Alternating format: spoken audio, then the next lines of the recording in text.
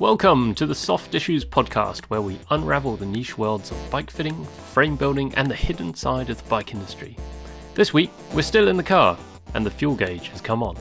Tune in for this slightly shorter episode with Matt and Wei talking about the biomechanics of running, barefoot shoes versus super shoes, and will we actually make it to lunch with Tony? We're back. We're still in the car.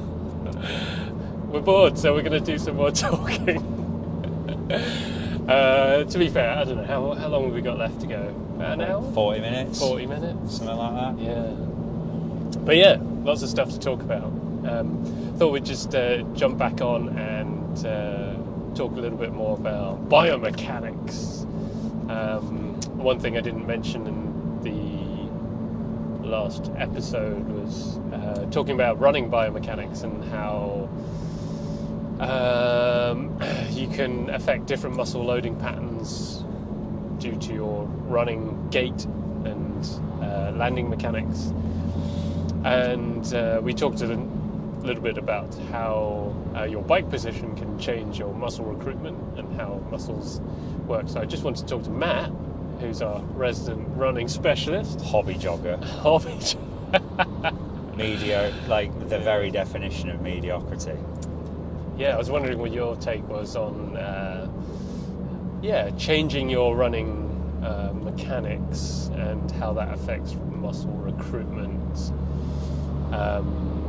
Like if you're more of a forefoot striker, like if you look at Alistair Brownlee, like I don't, he runs on his tiptoes, and so I'll caveat this heavily with he seems to do all right when he's not injured. Yeah, but that's it. He's always injured. But he's always lower leg, ankle stuff as well. So like Alistair and Johnny runs very similarly as well. Like they are rapid, lightning fast. I think Alistair ran 29 something or other when he won the Olympics in 2012, which is disgusting. But again, it's like, we talk about on the bike about postural stress, right? Throw running into that, you've got impact stress as well. So you run like more kind of like, say, to use Alistair as an example, you run more on your tiptoes, more on your forefoot. All of that stress is being kind of like focused, if you like, for want of a better word, on a very small surface area of your foot, but it loads a very small surface area of your body, right? Yeah. So it's a lot of stress on the lower leg. Yeah. So your calves, your Achilles, like all of the kind of like the tendons and the fascia underneath your foot, all of that kind of stuff from the knee down basically is getting an absolute battering. Yeah. And these muscles are quite small and they have limited capacity. Yeah. Right. So if you're racing middle distance, which 1500 meters, the mile up to 3k maybe. I don't even think 3k is not even middle distance. It's basically 1500. You can get away with it because your race is generally lasting. If you're a Diamond League level 1500 metre runner, your race is lasting no more than, these days, 3 minutes 35 seconds, 3 minutes 40 seconds. If you're at the sharp end, 3:30. So you're loading that kind of like very small specific kind of area for a relatively small amount of time. Yeah. So the longer the distance goes, you might want to change your mechanics to preserve or kind of like bias muscles with larger capacity, right? So landing more midfoot or kind of what you might call like a tripod kind of stance, like spreading the load across the foot more is going to bias muscles further up the system, more towards your hip. So like hip driven runners, you can use a bit more of your glutes, your quads. These muscles have a lot bigger capacity to do load over a longer period of time. Sorry, I hijacked your little thread there, didn't I? No, that's great. A little bit. That's kind of what I wanted to get onto, really. But Alex Yee. Also, he was a Diamond League runner. Yeah, he's run well under 14 minutes for 5k. But his kind of running mechanics just don't seem as extreme. So Alex is a runner. Yeah. Like, he came to triathlon through running. Yeah. And, like, the way his body is kind of built, he's built a bit more like a runner. Yeah. He has long legs relative to his torso. Yeah. And he has kind of like a long, rangy kind of stride. Yeah. Whereas, like, the reason we got onto this in the first place, we were sort of just chatting off the mics about when Alex and Christian Blumenfeld were running side by side. So, in the Olympics, Tokyo Olympics. In the Tokyo Olympics, and just the difference in mechanics of a thoroughbred runner, if you like, in Alex versus a physiological specimen in Christian. Yeah. And just like the way that, like, the different ways they achieve the same kind of end, if you like. Yeah, power versus efficiency. Yeah, 100%. And like how there's more than one way to kind of cut the cake, but you kind of have to, like, with running's kind of different because there's like to bikes, because there's no machinery in the way. Yeah. Like, unfortunately you've got what you've got. Yeah. And you kind of have to work with it. So as an example, like, I'm built like a swimmer. I've got a ridiculously long torso and short, dumpy little legs. But I love running. And I'm not built for running, really. Yeah. So my kind of short little legs don't really have that kind of, like it's difficult for me to, like, elongate my stride. So there's other strategies that you kind of have to use depending on your body type. So, put me next to, someone who's a similar height to me but has long legs relative to their torso. They're going to run in a much different way to what I have to run, right? And foot strike is only a small part of the equation. But there's still choice within kind of your mechanics. Like, a lot of people think of running as just this natural thing. You just do it, right? You just do it, and that's true until up to a point. But there's definitely skill and awareness that needs to take place. 100%. Yeah, you need to be conscious and mindful and think deeply about how you're running. And I've only learned this through years of smashing my body and running like a Brownlee in slow motion on my tiptoes. So you have to really think deeply and often about what it is that you're doing, because it's like bike positioning, right? You're trying to ingrain good habits. On the bike, we want to prioritize as many good pedal strokes as we can in a row, and it's the same for running. You want to have as many good strides, and many efficient strides, and strong strides with good form in a row as you can. And same with swimming. You want to do as many good strokes back to back as you can. Yeah. So anything with this, like, repetitive, symmetrical kind of movement patterns, where you're doing the same thing over and over again on the same, same thing on different sides of your body. You just you're trying to ingrain good habits and get rid of bad ones. Yeah. And being running is one of those, like, it's the most kind of primal expression of human movement in a way. And very rarely do people think about what it is they're actually doing. We get kind of like, I go on a rant about Born to Run. That book. Yeah, love it.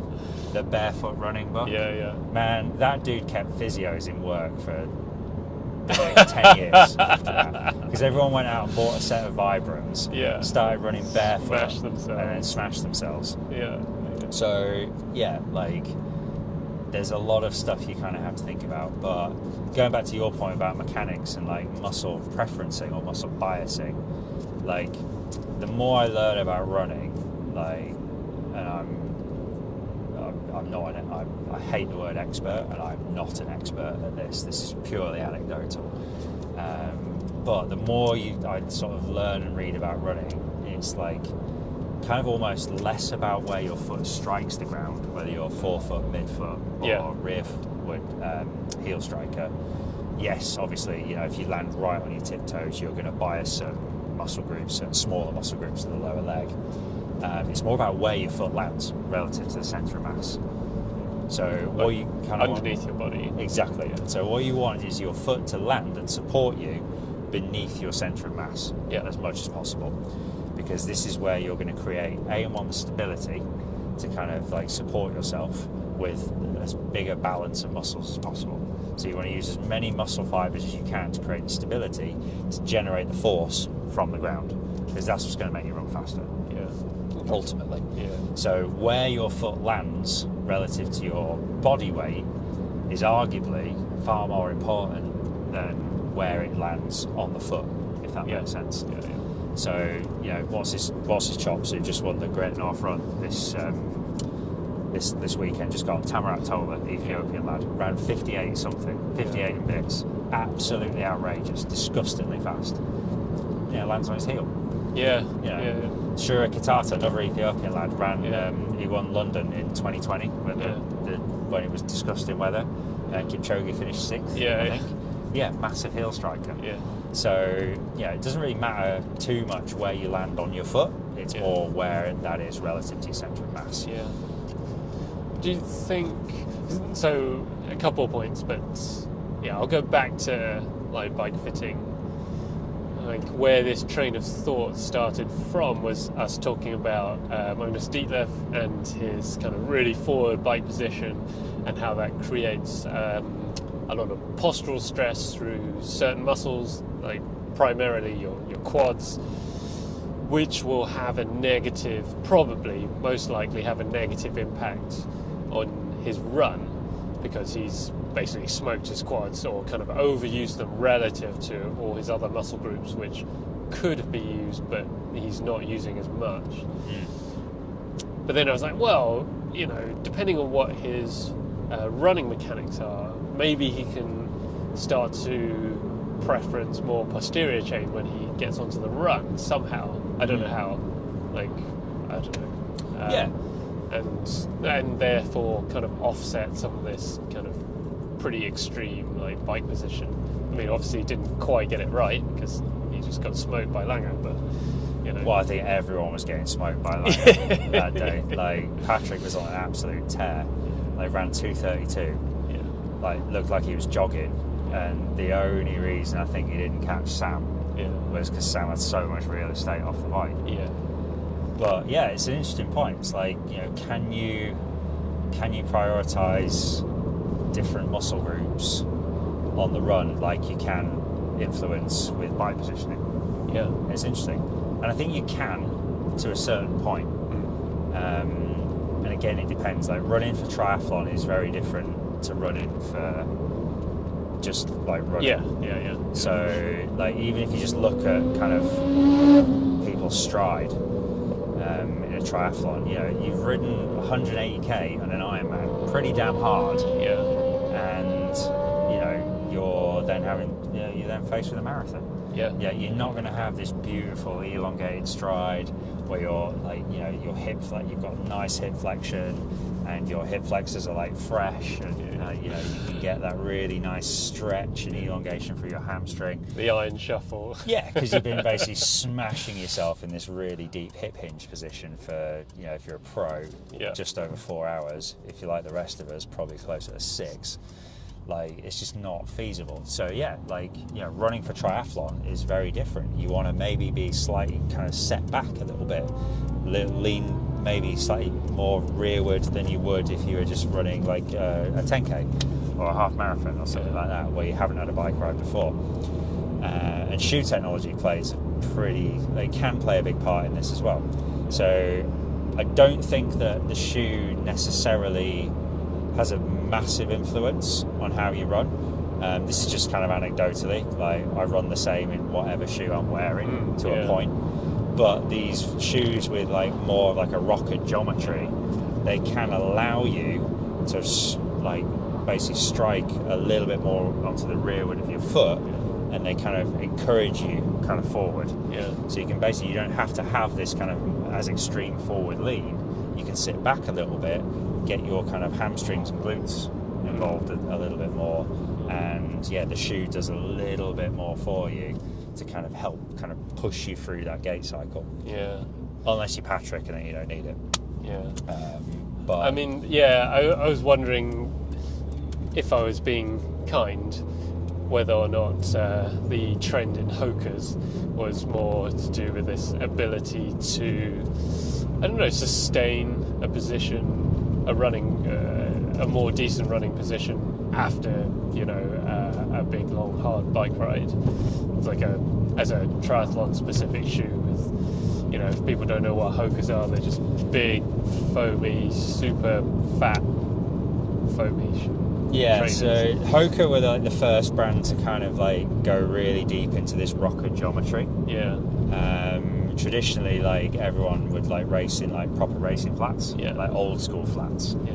So like if you look at one of the best runners from like back in the day when we were kind of on these like old school shoes was I've forgotten his name now, German lad. Used to have the iron distance world record. Did it in Roth. Oh, and curly hair? No. What's his bloody name? It'll come back to me. Used to race on like the Erdinger team. Anyway, it's not important. But basically, like when everyone was kind of in flats, they were literally flat like this. So you had to run, like, you know, the good runners were going to smoke everyone because their form was just so much more efficient. Whereas like Hokers, they were the kind of the first like kind of brand to really kind of go into this kind of like what they call max cushion, like rocket kind of geometry. Yeah. And I think this is why kind of like they had like initially a really big following in triathlon. Yeah. Because they just help you kind of roll forward. Yeah. And now everyone else is kind of like with the advent of super shoes, like and super rocket geometries, they've kind of, you know, the tech's moved on a little bit. Yeah. And Hoka haven't really sort of changed that much. Yeah. Andy Rayler. Oh, yes. So Andreas Rayler, beautiful runner. Yeah. But was always running in like the original like Adios flats from Right. Adidas. Yeah. Whereas like I say, now everyone's in like, you know, super 40mm stack super shoes with like massive rockers. Yeah. So and it kind of like it differentiated, like the shoe tech kind of differentiated people because when we didn't have this shoe tech, it was more down to how well could you run. You know, whereas now everyone's kind of in, you know, Alpha Flyers or whatever it is that people are using, and it's, you don't have to be as efficient. The shoe does a little bit more for you. Doesn't do it all for you, not by any stretch, but it just helps kind of you roll through that gait cycle a little bit. It just helps protect kind of your kind of smaller muscle groups, your calves a little bit. But the load has to go somewhere. So if you can prioritise the load up into the bigger kind of muscle groups, like further up into your hip, you know, like quads, glutes, hamstrings, that sort of thing, then you're just going to last a bit longer into the marathon. Yeah, I wonder if all the carbon plate technology is actually, that must be, I don't know if that's going to help you in a triathlon that much, or a triathlon run. So the thing with carbon plates, right, is the force has to go somewhere. Yeah. You're not putting any less force into well, you might even be putting more force in. Yeah. But with the more foam, you have to put more force into the road to compress it to get the energy return. Yeah. So it's the foam that actually gives you the benefit. Yeah. The carbon plate is mainly there to stabilise it, to stabilise the foam. Yeah. Otherwise, you'd just be kind of running around on a massive unstable pillow. Yeah. So I don't know if it's actually like the carbon plate is, or the carbon shoes are doing that much to kind of increase speeds. I think people are training better, which is why we're seeing like consistent sub 240 marathons on the men's side. I'm not sure how much of it is the shoe tech, if that makes sense. Yeah. So I don't know. Jury's out. Yeah. Okay. Interesting. All right. More food for thought, as always. Yeah. Work on your running mechanics is basically there. Yeah. But make sure you can run off the bike as well. Like, practice running off the bike. If you are in a position on the bike whereby, you know, you're cramping in your quads, like 20 minutes into the run, because you're overusing your quads on the bike, then it's like we were saying, you know, just earlier, maybe you want to revisit your bike position to prioritise a better overall race rather than just the bike leg. Yeah. You know? Well, as you said, everything affects everything else. So. Yeah. But if you read, there's quite an interesting interview with Patrick after the World Champs in Nice, and what he was thinking about when he was running. Yeah. It's like forward lean on your toes. Just like, yeah, that makes sense. And it's like, you know, if you watch any kind of like professional runner, or most of them in like full flight, like, obviously Eliud Kipchoge springs to mind because he's just like, you know, beautiful to watch. Like, yeah, they have a slight forward lean. Yep. They're rolling off their toes, Yep. and yeah, they get this really nice kind of triple extension between their hip, their knee, and their ankle. Yeah. And it's just like, yeah, the way to kind of do that is to keep your muscles long and supple, but strong as well. And cycling, as we know, shortens things like the hamstrings. Yeah. I was just about to say, it's the complete opposite to what cycling does. Yeah. You know, not on your toes. You want to push through the whole of your foot. Yeah. Strapped into a rigid carbon shoe that doesn't flex. Trying to push, different muscle groups and so on. So if you want to be a better runner off the bike, you need to work on some of these things as well, like making sure that you can elongate through your hamstrings. Your hip flexors are strong as well. Massively undertrained muscle group generally. There's work to be done. And like I say, you know, it's not just about one sport which is going to give you, you know, better race result. It's looking at the thing as a whole and say, right, what can I prioritize? What can I kind of work on? And what do I need to kind of maybe sort of compromise on in order to get a better overall result? Yeah. And if that means riding a few minutes slower to run 10 minutes faster, then, you know, net you're going to be up overall. So makes sense. So again, like, choices to be made. Yeah, absolutely. It's the great triathlon puzzle. And also, don't run all your miles in super shoes because your feet won't work. Yeah. You got to strengthen your feet and callus your muscles, and then when you put the super shoes on, it becomes easy. Yeah. So you do need to obviously adapt and kind of like train into the super shoes, because the muscles that you're using, the force is the same, but the load is going into a different part of your body. But like with anything, you can have too much of a good thing. So if you're training in like super shoes, super trainers, like all the time, your muscles are going to become numb because they don't have to do as much work. There's a balance to be had, I think. Isn't it funny though how there was the barefoot trend, and everyone went out and did the barefoot thing, and everyone got injured because they couldn't. They weren't used to the whole barefoot thing, and didn't give themselves enough time to adapt to that new position, and kind of overstress their muscles and so on. And then now we're going the opposite way, where we get super shoes, and everyone's getting injured again. It's all fads, isn't it? Like, it's gone from one extreme to the other. The pendulum swings to so far in each direction that just get a moderate stack, daily trainer, do all your miles in that, do your sessions in that. You know, like if you just buy a really boring shoe and learn to run really well, and then when you put the fancy stuff on, like for those key sessions, your faster stuff, and your races, then it's like cheating. We should just be called the boring triathletes or something. Yeah, but like we're just always recommending the boring stuff. But this is the thing: it's like moderation for most people works. Yeah, like it's like diet, isn't it? Like all these fat diets and whatever. Basically, if you eat well 80% of the time, you'll be all right. Yeah. Have a cake. Why not? Like it's the same thing in running. Like you don't need to go to the extremes of each kind of end of the spectrum in order to get better. Like it's showing up consistently over time. Not getting injured. Not like doing crazy things every week, and then you'll get better. Pretty straightforward, really. Yeah, absolutely. It's that consistency that pays dividends. Anyway, that's got me thinking about lunch. I hope Tony's got some food for us.